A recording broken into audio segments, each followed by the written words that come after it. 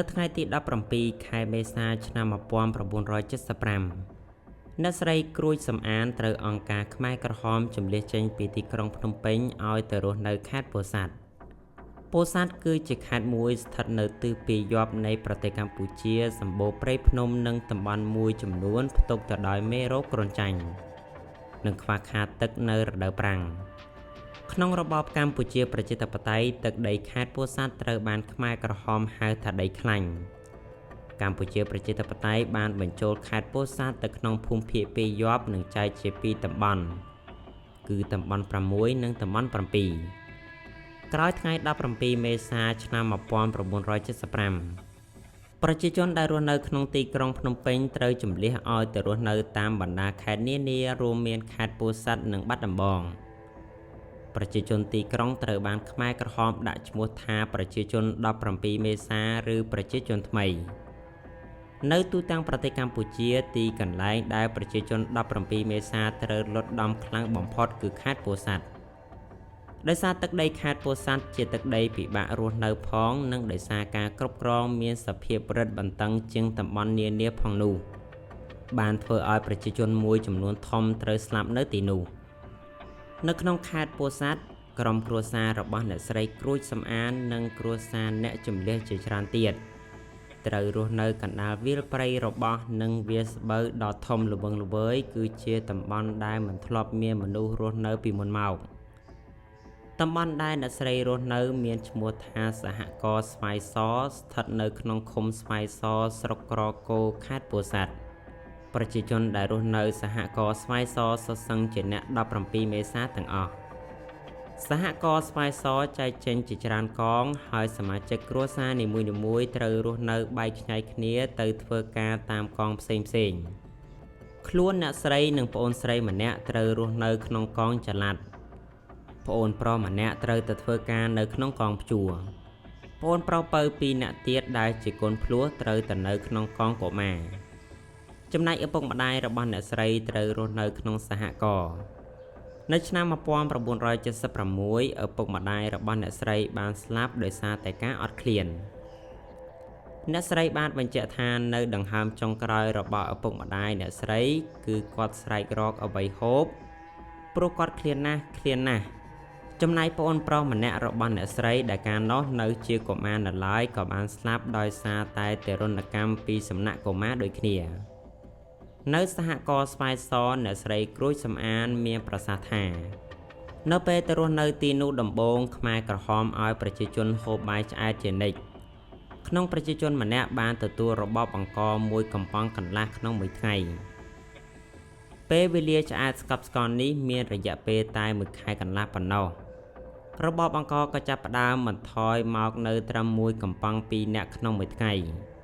បន្ទាប់មកមួយកំប៉ុង3នាក់បន្ទាប់មកមួយកំប៉ុង4នាក់បន្ទាប់មកទៀតមួយកំប៉ុង8នាក់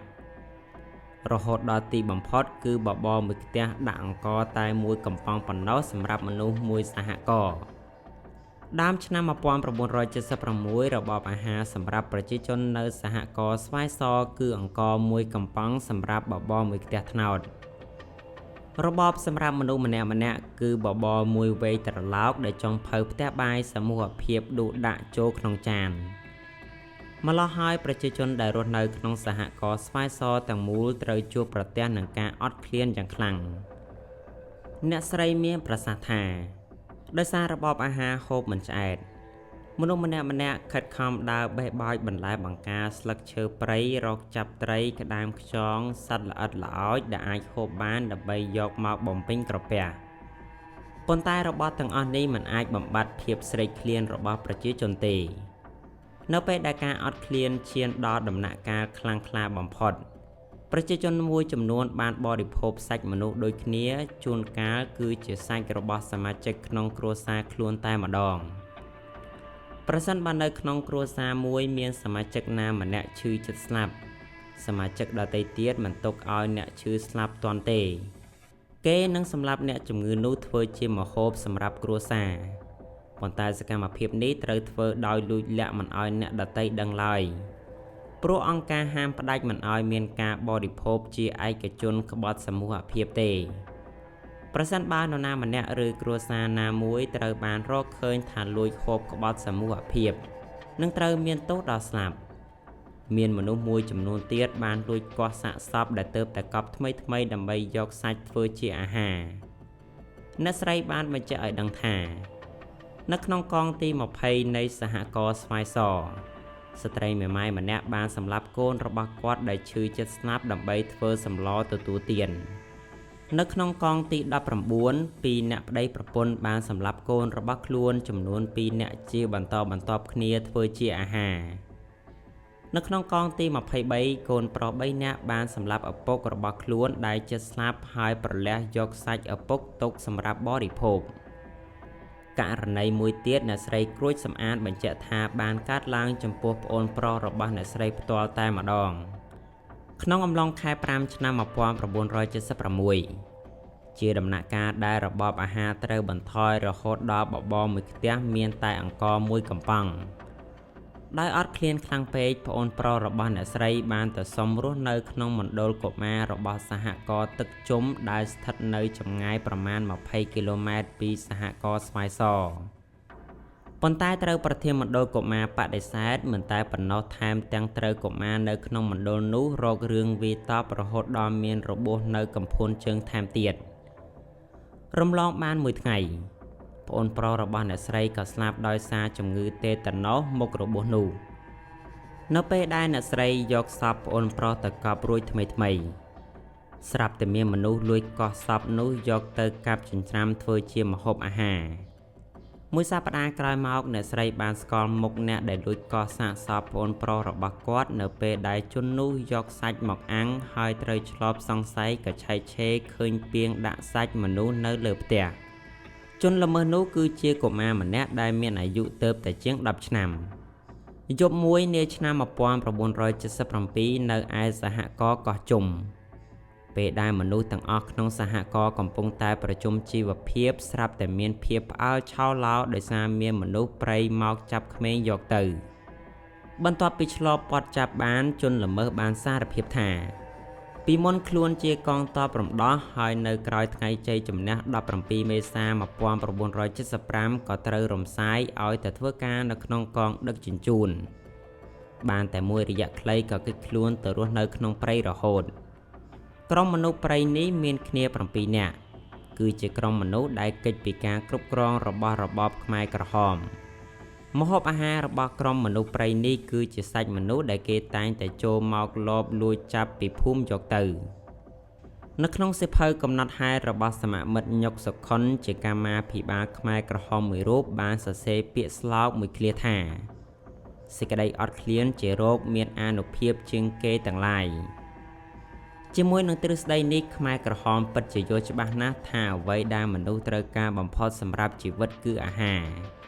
បើគ្មានអាហារមនុស្សមិនអាចរស់បានទេ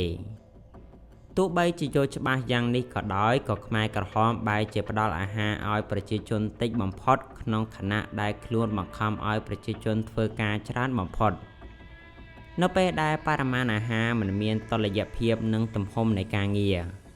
ប្រជាជនត្រូវទទួលរងនៅគ្រោះទុរភិក្សបាក់កម្លាំងនិងការរាតត្បាតពីជំងឺផ្សេងៗដែលទាំងអស់នេះជាមូលហេតុនាំដល់ការស្លាប់បាត់បង់ជីវិតរបស់ប្រជាជនជាច្រើនសែននាក់សម្រាប់សហករណ៍ស្វាយសនៅក្នុងឃុំស្វាយសស្រុកក្រគរខេត្តពោធិ៍សាត់អ្នកស្រីក្រួយសំអានបានឲ្យដឹងថាគ្រាន់តែនៅក្នុងកងទី20ដែលអ្នកស្រីរស់នៅពីដំបូងមានមនុស្សប្រមាណ200នាក់ក្រោយមកនៅសល់ប្រហែលតែ35នាក់ប៉ុណ្ណោះគ្រួសាររបស់អ្នកស្រីដែលមានសមាជិក8នាក់នៅសល់តែ4នាក់ប៉ុណ្ណោះដែលរស់រានមានជីវិតប៉ុល ពតលេខាបកកុម្មុយនីសកម្ពុជានិងជារដ្ឋមន្ត្រីទី1នៃកម្ពុជាប្រជាធិបតេយ្យតែងតែប្រកាសក្តែងប្រាប់សកលលោកថា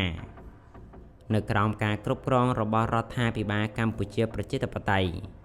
ប្រជាជនកម្ពុជាមានជីវភាពរស់នៅសម្បូររុងរឿងមានអាហារហូបចុកយ៉ាងបរិបូរណ៍មានលំនៅឋានសមរម្យមានសម្លៀកបំពាក់គ្រប់គ្រាន់មានសេវាសង្គមយ៉ាងប្រសើរមានស្មារតីបដិវត្តខ្ពស់ឯករាជ្យម្ចាស់ការខ្លួនទីពឹងខ្លួនមិនពឹងពាក់បរទេសនិងមានភាពស្មើគ្នាធាតុពិតនៅពីក្រោយពាក្យសម្ដីទាំងនេះ ប្រជាជនរស់នៅប្រៀបបានទេសកលនៅក្នុងខ្ទមតូចៗដែលមិនស័ក្តិសមជាផ្ទះបរិភោគអាហារនិងធ្វើការងារដោយសត្វធាតុ